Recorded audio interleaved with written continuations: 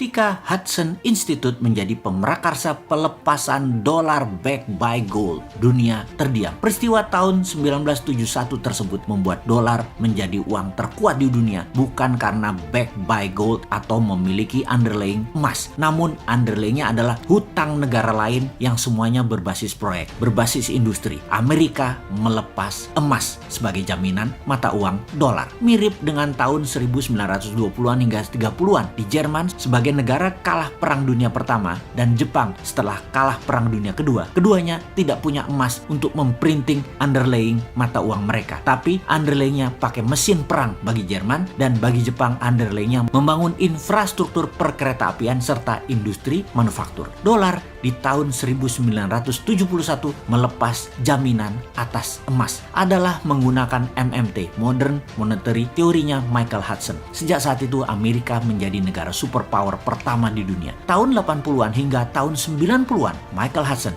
adalah guru besar yang mengajar di kampus di Peking University, di mana hampir semua petinggi politbiro yang saat ini menjabat di Tiongkok adalah murid beliau. Setidaknya mereka semua memahami hal yang sama, yaitu MMT. Sehingga di tahun 1989 pertama kalinya Deng Xiaoping ambil posisi ekonomi dengan mendemokratisasi uang renminbi pakai proyek underlayingnya. MMT dipraktekkan di Tiongkok sejak saat itu. Kedua negara tersebut saat ini menjadi dua negara besar. Yang satu, Amerika, sudah menjadi negara superpower, bahkan dengan kekuatan teknologi, paten, dan free thinking country terbebas di dunia. Amerika belum terkalahkan. Sebagai murid Hudson tidak langsung, karena saya hanya mengikuti buku-bukunya dan belajar dari muridnya Hudson, salah satunya belajar dari Stephanie Kelton, maka sejak 6 tahun yang lalu si Sontoloyo ini menyatakan akan membuat negara Indonesia menjadi negara sejajar dengan dua negara besar tersebut, dan di tahun 2045 akan menjadi negara terkuat di dunia di atas dua negara tersebut. Dan alasannya apa? Alasannya Indonesia memiliki 4 hal yang Tiongkok dan Amerika tidak punya. Amerika dan Tiongkok hanya pakai MMT saja sudah jadi negara besar. Indonesia punya kekuatan lain, yaitu punya sumber daya alam bawah tanah. Itu satu poin. Kedua adalah kekuatan sumber daya alam di permukaan tanah yang subur dan memiliki air yang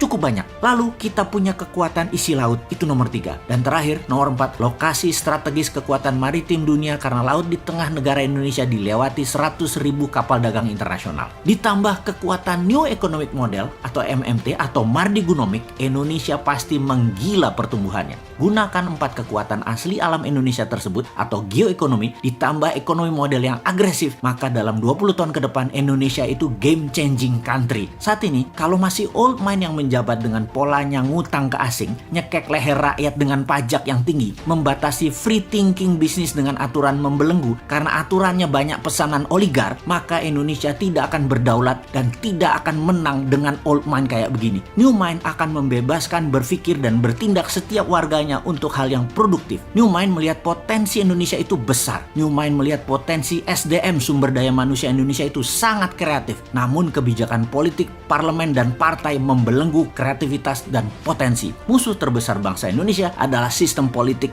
yang membatasi manusia berkompetisi berdasarkan prestasi dan potensi. Harusnya pilihan politik apapun yang diambil silahkan, tapi menjalankannya adalah mereka yang memiliki visi, potensi, dan kemampuan kelas dunia. Jangan sampai yang dekat dengan pejabat yang dipilih, tim pemenangan yang dipilih, yang memodali yang dipilih, buzzer yang dipilih, yang pinter nyenengin dirinya yang dipilih, yang melindungi dirinya dari pejabat agar selamanya berkuasa itu yang dipilih. Itu yang mendapat jabatan. Jangan itulah. Itu nggak ngurusi rakyat namanya, nggak ngurusi negara namanya. Makanya New Mind selalu bertanya, kok tahun 2024 lama bener ya?